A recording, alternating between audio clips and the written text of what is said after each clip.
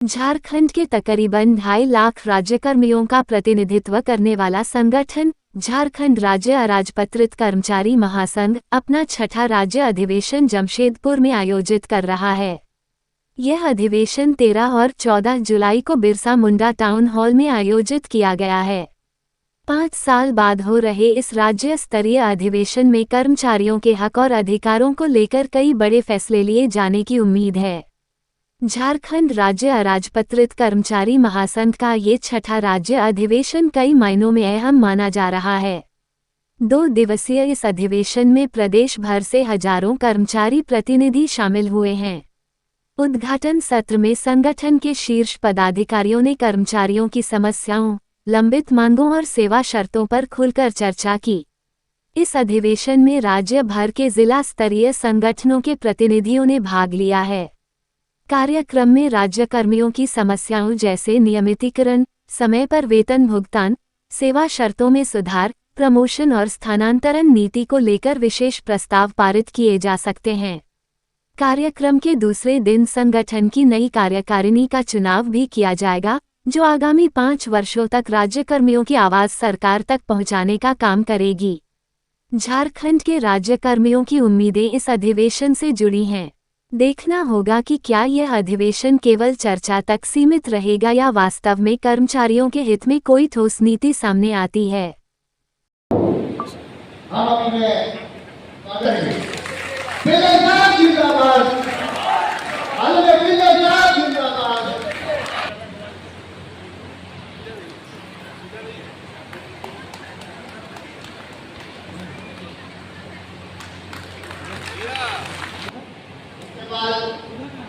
आदरणीय महामंत्री संगीत हमारे मुख्य अतिथि श्री राकेश पांडे जी का और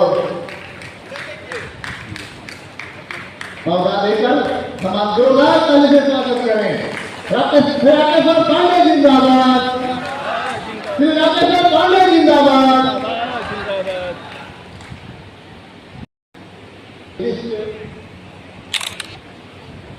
ताली से स्वागत करें आदरणीय श्री अशोक बाबू जिंदाबाद, आदरणीय अशोक बाबू जिंदाबाद।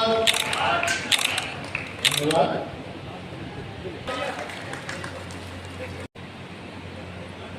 ठीक है,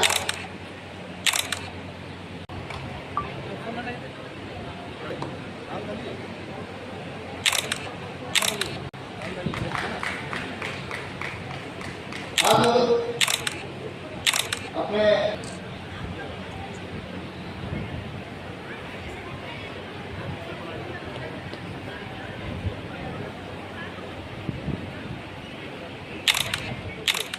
हमारे प्रतिनिधि भी सभी लोग आए हुए हैं और आज जो हमारा ये सम्मेलन हो रहा है, ये सम्मेलन हमारा प्रत्येक 5 वर्ष में एक बार होता है। पिछले बार हमारा जो हुआ था ये सम्मेलन, ये गिरिडीह जिला में हुआ था 2019 में, और 2019 में ही तय हुआ था कि अगला जो होगा हमारा सम्मेलन, छठा सम्मेलन, वो जमशेदपुर में होना है।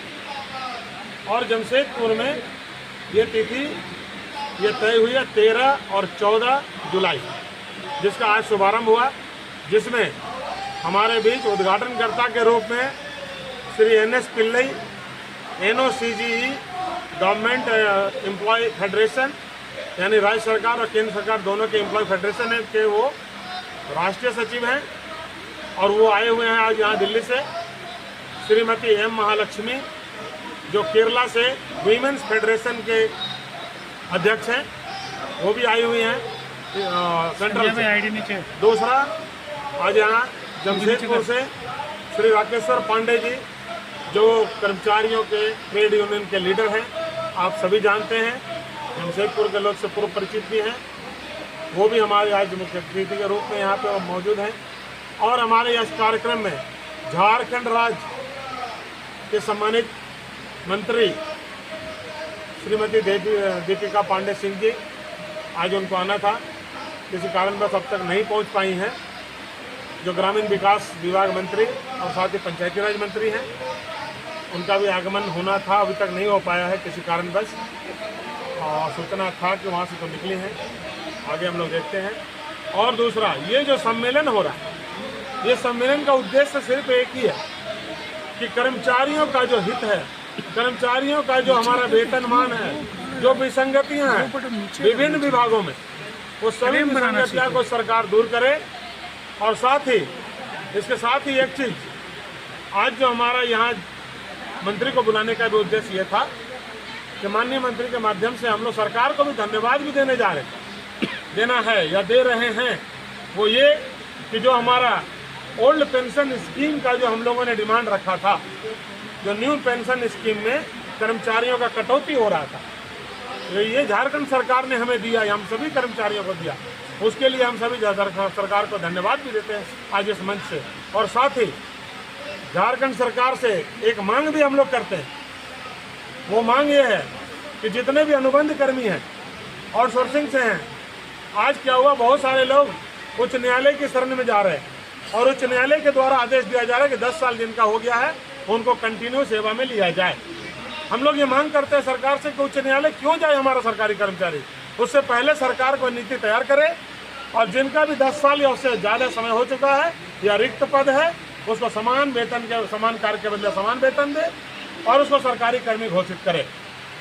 ये हमारा मुख्य मांग है। दूसरा, बहुत सारे विभागों में जो एक पद पे बहाल हुए हैं, उनका प्रोन्नति जब से झारखंड बना है अब तक नहीं हुआ। जैसे चतुर्थ वर्ग में जो हमारे कर्मचारी हैं, बिहार जब था एकीकृत तो उस समय हमारा चतुर्थ वर्ग के जो पढ़े लिखे योग्य होते थे उनको तृतीय वर्ग में प्रोन्नति दी जाती थी।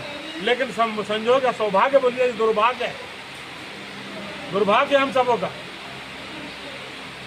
दुर्भाग्य यह है कि जब से झारखंड बना है इसमें एक भी प्रोन्नति नहीं हुआ।